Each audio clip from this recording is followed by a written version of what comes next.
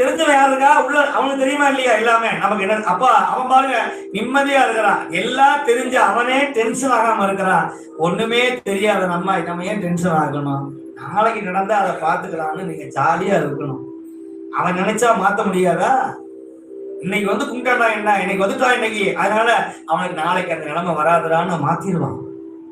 அதைத்தான் சிவ வழிபாடு செய்யும். அவன் திருவடியை பிடிங்க, வேற எவன் திருவடியை பிடிக்காதீங்க. சிவன் திருவடியை பிடியுங்கள், சிவன் திருவடியை பிடியுங்கள். சிவனை காட்டிய குருநாதர் திருவடியை பிடிங்க.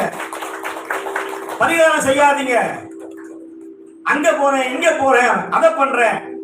இங்க பரிகாரமே கிடையாது. இங்க பரிகாரம் பதிகம்தான் பரிகாரம், திருவாசகம் தான் பரிகாரம், தேவாரம் தான் பரிகாரம், அடியார் தொண்டுதான் பரிகாரம். இங்க பரிகாரமே கிடையாது. சாமியை வணங்குங்க, அடியாருக்கு சோறு போடுங்க, பெருமானை வழிபடுங்க, வேற பரிகாரமே தேவை கிடையாது. உங்க ஜாதகத்தை அங்க வச்சுட்டீங்கன்னா தலையெழுத்தை